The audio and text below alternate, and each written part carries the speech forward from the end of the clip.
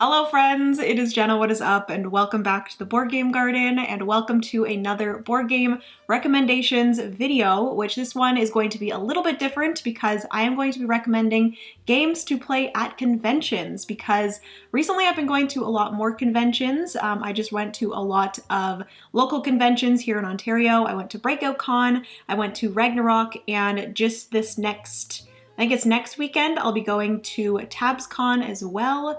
It's kind of like a smaller rendition of Breakout Con, run by the same people, and I'm super excited.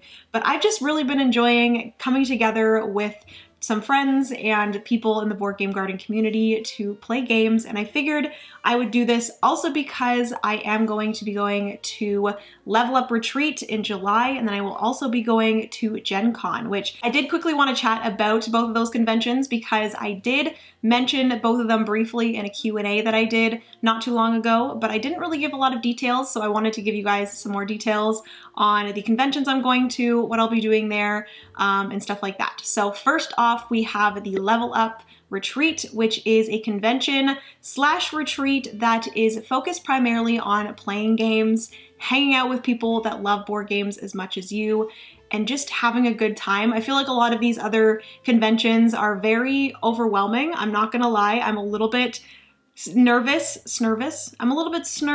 about going to Gen Con because it is my first big convention. Gen Con is the biggest convention in the US, second biggest in pretty much the world when it comes to tabletop gaming. So I'm a little bit overwhelmed, but I think I should be okay once I get there. But Level Up Retreat, there's just something about the sounds of this one and the people going and stuff that just makes me so excited and not as overwhelmed. So if you're looking for a smaller convention that is just focused on playing games, having a good time, Level Up Retreat is definitely the one that you want to check out. It is running from July 14th to 16th, and it is in Stamford, Connecticut. There's going to be a bunch of other guests joining as well, some people that I'm very excited to finally meet.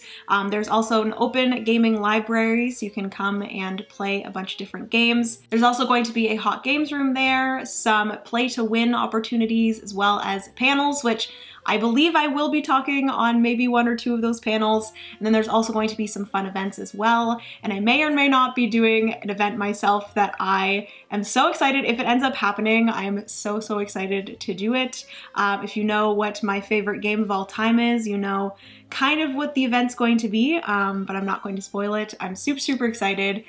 So yeah, definitely go and check out the Level Up Gaming Retreat. I will have a link down below to the Level Up Retreat website, so you guys can go and check that out. See if buying a badge and joining is something that you want to do. I would love to hang out with you guys there and play some games and all the things. So definitely go and check that out. And then secondly, I will also be going to Gen Con, which, like I mentioned before, I'm a little bit scared and anxious about, but I feel like I'm the type of person that gets myself worked up before I do something, and then once I'm there, I'm totally fine. So I think I should be good. I will be going there and working for a publisher's booth. I'll be working for Third World Studios, so definitely come and say hi if you want and check out their games. I will be there, I believe, every single day other than Sunday. Jamie and I will be flying home. Jamie from Foster the Meeple is also going to be working at that booth, so we will be working together, which I'm so excited about.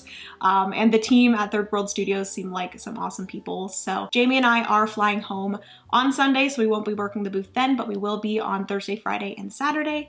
And then obviously once we are finished with working the booth, we will be playing all of the games and seeing all the people, and I'm just so excited for that. And just meeting a bunch of people within the industry and some fans of the channel and stuff like that. I'm just very excited. I think my anxiety and stuff will be okay once I get there.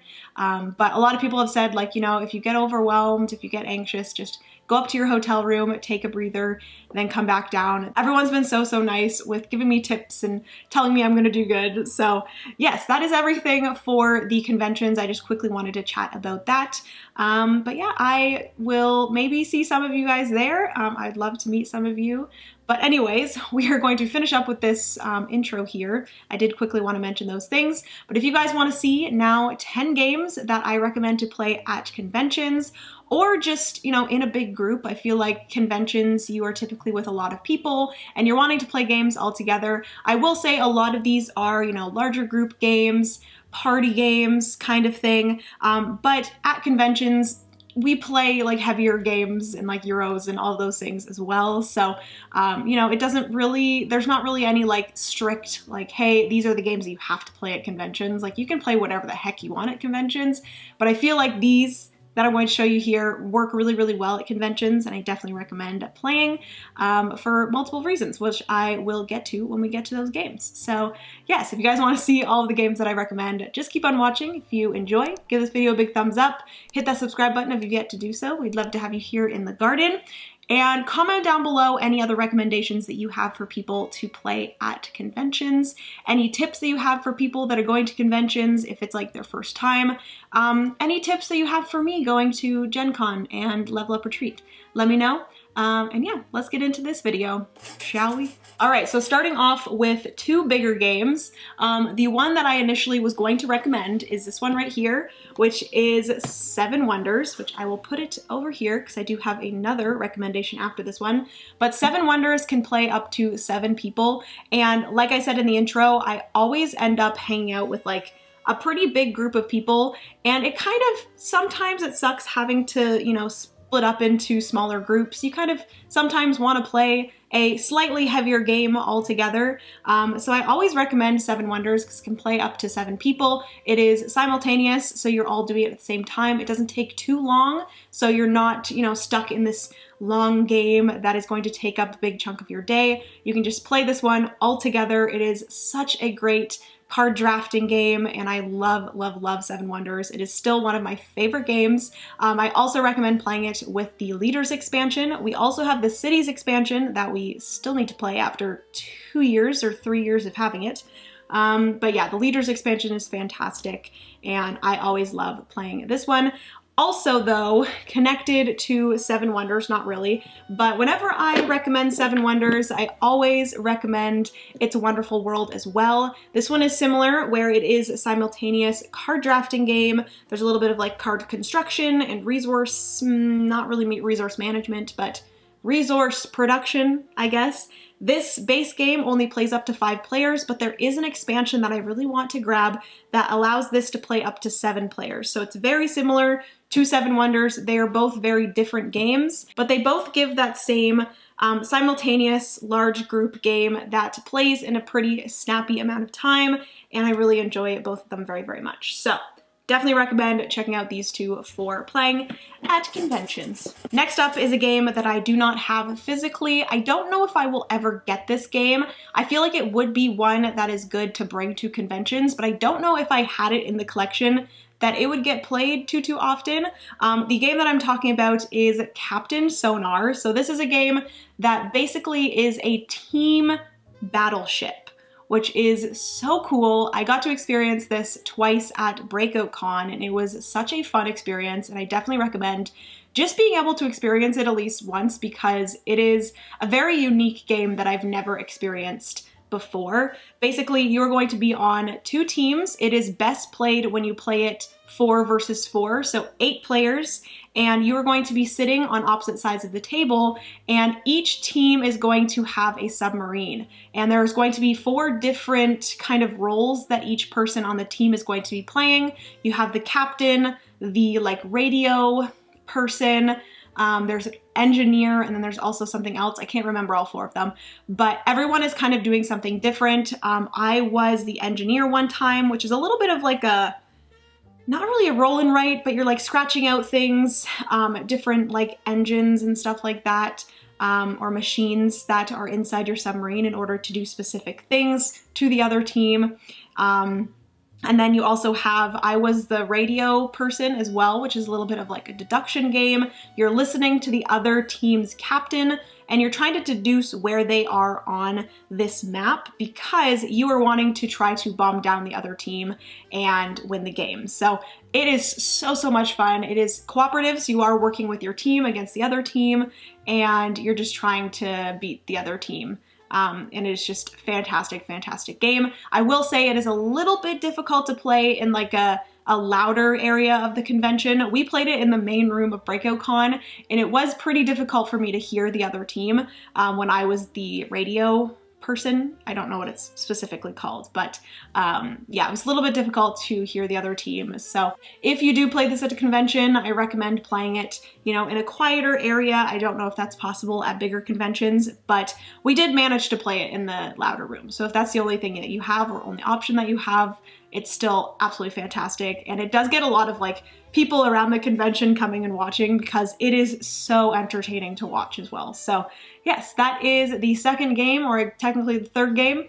That is Captain Sonar. Moving into the third/fourth game, we have Deception Murder in Hong Kong, which, fun fact, this game is actually being sold. I am selling this copy of Deception Murder in Hong Kong because it is a very difficult game to get to the table if you don't have a larger group. So that is exactly why I am recommending this for conventions.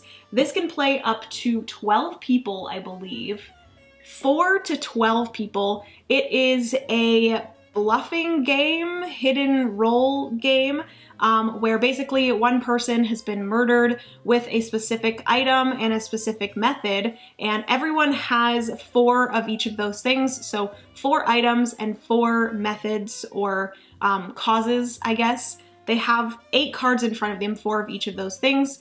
And there's going to be one murderer, there's going to be an accomplice, and then there is one person that is the investigator, I believe, yeah, I think it's the investigator, and they know who the murderer and the accomplice is. No one else at the table does, and they are trying to kind of see who is the murderer and accomplice based on what the investigator is giving in clues on these tiles in the middle of the board. And basically on everyone's turn, you are just trying to kind of explain your thoughts on who you think it is based off of the clues that the investigator has given.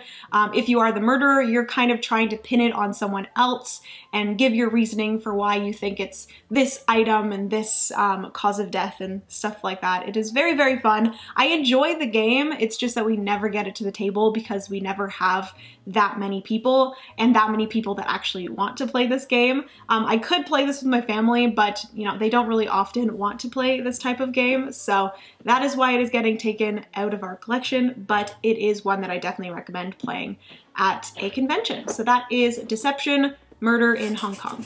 Next up, we are moving into a few smaller games. The first one is a classic. I feel like this is like a pretty old game, but we have Dutch Blitz, which I think Francis actually played this well before we got into the board game hobby with his family and stuff like that. But we have the base game, and then we also have an expansion pack as well. So you can play this up to 8 players. You have 4 players with the base pack, 4 players with the expansion pack, and basically Dutch Blitz is probably the most chaotic game that we have in our collection. It is very like everyone's standing at the table with their cards. You are trying to put different piles of the same suit in ascending order, and you're trying to be the first person to get rid of all of their cards. So you have cards in front of you. I believe you have 3 cards in front of you. You have a pile of cards that you are just flipping. I think it's 3 at a time. You have to flip every 3. And you are trying to place these cards out on these different piles, trying to get certain cards out before someone else does. And then whenever a pile is finished, it gets capped off. And so you're trying to like wait for people to start different piles. For example, you might have in your 3 cards in front of you, you might have a red 2 and there's no red pile. So you're waiting for someone, or you're waiting to try to find a red 1 in your pile. So you're flipping these cards, but you know, sometimes you can't find the cards that you need in your own pile. So you're waiting for someone else to play that red 1 so you can immediately play your red 2 into that pile. And then maybe you find your red 3 and then you have a red 4. And it is just very, very chaotic, very fun. I love this game and I wish I played it more. And I do think that I want to bring this to the conventions that I'm going to, and I really want to play this with people because it is such a fun game.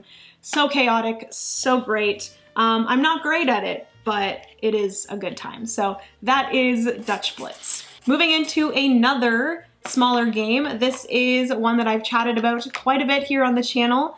And that is Fuji Flush. This is a game that you can play from 3 to 8. 3 to 8 people This one again is one where you're trying to get rid of all of the cards in your hand, and it is kind of hard to explain, but basically you have the cards in your hand. You are playing cards down onto the table, trying to beat the number that the person to your right played. So for example, if the person to my right played a 4, I could either try to beat that 4 by playing a 5 or higher, or I could also play a 4 and our two numbers would add up. So now us two together are a total of 8. So the next person would have to beat an 8 in order to get us out. We would have to put our 4s into the center, and then we would have to pick up another card. So whenever you get beat by someone else, you have to discard the card that you had in front of you and then pick up one. But if it makes it all the way around to you again, you discard that card and then you don't pick up. So that's kind of how you are getting rid of your cards, and then whoever is the first one to get rid of all their cards is the winner. And Jamie over from Foster the Meeple has introduced this whole choo train to me, and I think that is like one of the reasons why it is so much fun, because you're always just like egging people on, being like 2 choo train or 3 choo train. We honestly go up to like 14 choo train, which is ridiculous, but it is just so funny and so much fun, and it's easy to get to the table, easy to teach. I will say that some people are a little bit confused at first, but once you do it a few times around the table, it clicks and people understand, and it is such a fun game. So recommend. It's a little bit difficult to find, but it is a fun one and a good one to play at conventions. So that is Fuji Flush. Moving into another game. This one is one that I've chatted about plenty of times here on the channel. I think the next two are, but that is Green Team Wins. This is a fantastic game to play at conventions, and I'm sure you've heard other people say it, but Green Team Wins is a party game. It plays up to 12 people, I believe. Yes, 3 to 12 people, and takes about 15 minutes. Basically, what is going to happen is there are going to be 15 cards, I believe, picked from a bunch of different cards. You're going to shuffle those up and have it in the center, and then every card is going to get flipped, and it's going to be a different question or a different decision. So there's going to be a fill in the blank card, there's going to be a best of 2, or no, best of 3, so there's going to be 3 options, you have to pick one, and there's going to be a this or that. So basically, the objective of the game is to have the most points, and to get points, you have to be on the green team. So you are trying to answer the same thing as everyone else, or the majority of the table is answering. So for example, there might be a card flipped that is blank day. So you are going to have to think of a card. I will say the fill in the blanks are the most difficult because the options are endless, but the best of 3 and the this or that is a little bit more easy because everyone is choosing from a limited amount of options. But yeah, and then if you are the majority of people, or you're in the majority of people that answered the same thing, then you get to go onto the green team. The initial time you go onto the green team, you get 1 point, and then every turn that you stay on the green team, you get 2. It might be opposite from that. It might be when you go onto the green team, you get 2, and then every turn that you stay on the green team, you get 1. I always forget the different amounts of points, but it's very fun. It's a good time. I recently at a convention played the promo cards. There's a promo pack of board game specific cards. So we actually played with a bunch of board gamers, these board game specific cards, and it was so much fun. I loved it.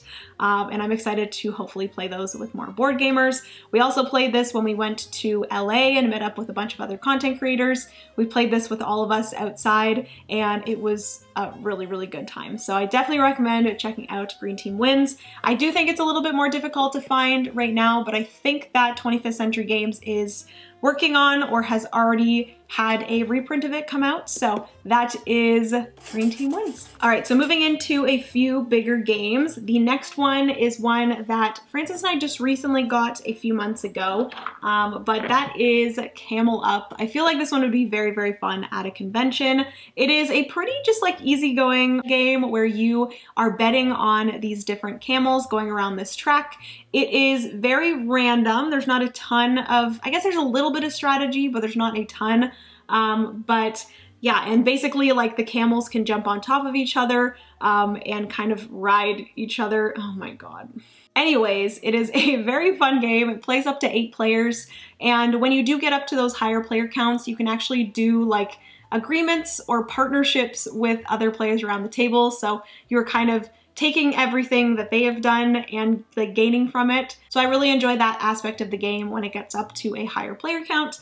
But yeah, it's a very fun game. The board is absolutely gorgeous and it's very, very fun cheering on the camels that you are betting on. So that is Camel Up. Hopefully my lighting isn't changing too much. I have my window closed here in the basement, but it's so bright outside that even like the cracks, I think you can kind of see lighting changes. So apologies if the lighting changes, but I can only do so much about that window and the very sunny day that we're having, which I'm not complaining. But the next game or games that I'm going to be talking about are they're all actually from the same publisher, and they're all in this same kind of category, which is like the abstract cards and hidden information kind of stuff. I'm just gonna show you guys the games that I'm talking about. First, we have Dixit. We all love and hopefully know about Dixit. If you guys don't know about Dixit, it is a very fun game where basically you have cards, and on the active player's turn, they're going to be picking one of their cards from their hand and placing it in the center and saying some sort of word or saying or something that they thought of based off of that card. So there's going to be a bunch of different abstract kind of gorgeous art cards. I love the cards in Dixit and all of these games in general. But then everyone else from their hand is going to be putting down a card that kind of matches that as well as they possibly can. And then they're going to be shuffled and then placed in front of everybody. And then everyone's basically just going to be guessing what the like original card was basically. So that is Dixit. I enjoy this one so much. It plays up to 6 players, so it is a good one to play at conventions. We also have kind of in that same realm, we have Mysterium, which Mysterium has again those very abstract, gorgeous cards, and everyone is trying to, there's going to be one player that is a ghost, and they are trying to portray to the other players how and who and where they were killed. So they are trying to show the players these things through these abstract cards. Every person has a specific person, place, and thing that the ghost is trying to get them to guess. It is very, very fun. So that is Mysterium. And then lastly, for the ones that I have at least, is Obscurio, which honestly, we haven't played this one in a very long time, but again, it is in that similar group of games. And this one actually has a hidden traitor. I believe you are all people that are in a magical library. I believe you're all stuck in a magical library and you're trying to get out through one of these many doors. And each of these doors have like a, again, very abstract card connected to them. And you're trying to, there's going to be a hidden traitor, and then there's also going to be a person that is trying to get you to guess these things. Again, like I said, it's been a while since I've played this one, so it's kind of hard to explain. But you are trying to, or the person that is trying to get you to guess the specific cards are trying to put out some clues on some additional abstract cards to point you in the direction of a certain card that is out of these 6 cards. Everyone is putting their chip on one of those 6 cards that they think the person is trying to get them to guess. Again, there is a traitor, so the traitor is trying to make sure that everyone doesn't get out of the library. So they are maybe trying to blend in some turns and vote for the one that everyone else is, but then on other turns, maybe they're trying to point people in the wrong direction. So I really like how this one introduces that hidden traitor kind of thing. All of these in this category of abstract cards and clue giving, I definitely recommend at a board game convention. All of them play a lot of players and they are very, very fun. So yes. All right, so moving into the last 2, I think I'm going to do this one first. So this is a cooperative game that I absolutely love and think would be very, very fun at a board game convention. I personally have not played this at a board game convention, but it plays 2 to 5 players, and this is Paint the Roses. So this is a cooperative deduction game where you are all trying to get away from the Queen of Hearts and finish the garden before she catches up to you using deduction. So you are going to be placing a tile into the garden, these hexagon tiles, and everyone's going to have a hidden card that they're trying to get other players to guess, and it is going to be two different things beside one another that they're trying to get you to guess. So it's going to be either a shape of a bush or a color of a flower or a mixture of the two. And it is such a fantastic, fantastic deduction game. I do think as of right now, this is my favorite deduction game. There is also Awkward Guests, which I feel like Awkward Guests would also be a good one to play at a convention, because it plays up to a lot of players as well, and I really enjoy that deduction. If you don't want a cooperative, I would definitely recommend for competitive, Awkward Guests is very, very good. But yes, this one is such a good game and I definitely recommend it. It plays within an hour, so it's, again, a quicker one. Sometimes these games are really, really quick because sometimes the Queen of Hearts catches up to you sooner than others, so it all depends on how well you do. It's awesome and I definitely recommend it for playing at a convention. That is Paint the Roses.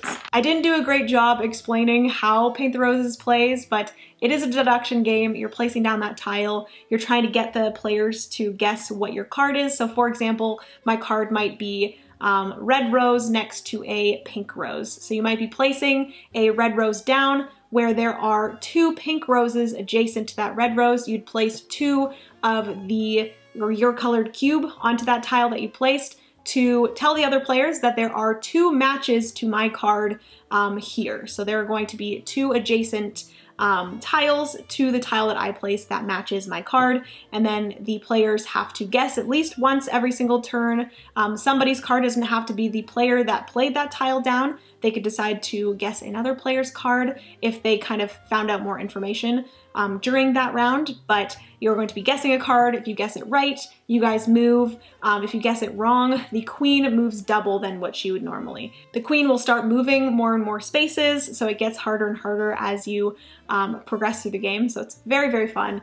Definitely recommend. So yeah, I guess I wanted to explain that game more. It's a little bit difficult to explain, often like deduction games are, but yeah, I really enjoy Paint the Roses. All right, so the last game that I'm going to be chatting about is one, or if not, my favorite party game of all time.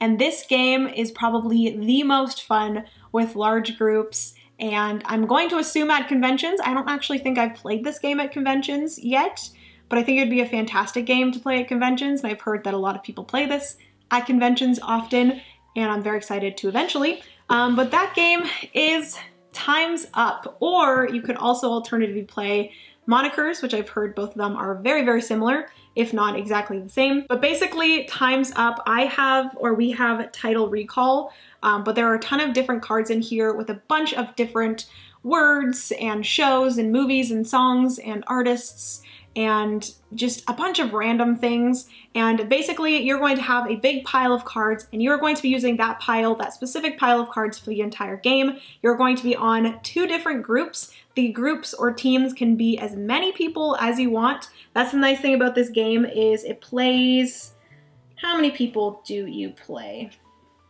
So it plays 3+ players. So literally it doesn't even have a maximum of how many players you can play with. It's just two teams of however many people you want, which is great for conventions. And basically in the first round, everyone is going to have a turn to be like the active player. And it's a little bit like charades and stuff like that. It gets more charade-y as you get through the game. But the first round, you are going to be flipping a card and then saying or speaking and trying to get your team to guess the word. So obviously you couldn't just full on say the word. You have to kind of explain it and hopefully your team would get it. If you did, you put it down. I believe in the first round you cannot skip.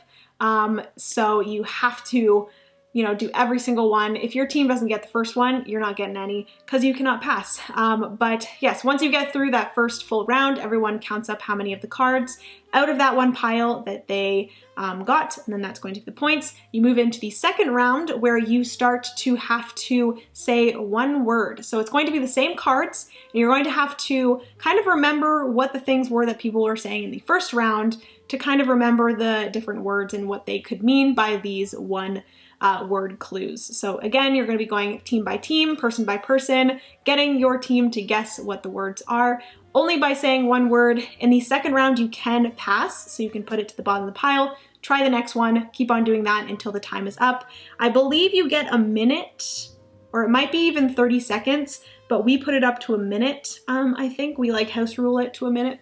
But once you're finished with that round, again, you total up your points of the cards. All the cards go back into the pile, they get shuffled, and you move into the third round where you have to act out the words. So obviously you've heard these words over and over again in the first 2 rounds. So you're keeping those things in mind while you do the charades part. So you're acting out, trying to guess all of the different clues based off of what your team mate is acting out, and it is so funny. I've heard that there's also additional rounds that you could move into where you literally go behind a couch and just act it out with your face. You can also act it out with your fingers. It's just absolutely crazy. But the thing is that because you're going from the same deck every single time, you really pick up on these different things. You have a lot of like inside jokes that end up happening. It is just such a fun time. Absolutely love Time's Up. I definitely recommend it for conventions. And if not conventions, then just with your friends, your family. It is a fantastic party game. And yeah, that is my next or my last recommendation. That is Time's Up. All right, friends, so that is going to be everything for today's video. Hopefully you enjoyed hearing all of my recommendations for games to either play at conventions or with large groups. If you did enjoy, give this video a big thumbs up. Also hit that subscribe button if you've yet to do so. We'd love to have you here in the garden. Again, like I said in the intro, comment down below any other tips that you have for people going to conventions, any other recommendations that you have. I'd love to know. But yeah, hopefully you guys have a good rest of your week. I will mention on Friday of this week, which is May 26th, 2023, that is actually the Board Game Garden's 1-year anniversary. So it has been a year since I uploaded the first video here onto the channel. I also timed it out really nicely where that video is also going to be my 100th video on the channel. So yeah, it's going to be fun. I'm going to have a video up on that day. There may or may not be a giveaway there and just a really fun video that a lot of my Patreons wanted to see. They voted on what video that they wanted to see for the 1-year anniversary, so I will be doing that. Very excited for that one. So keep your eyes peeled for that video on Friday. I love you guys so much. Remember, you are somebody's reason to smile. You are my reason to smile, and I will see you guys in that very special board game video. Bye, friends.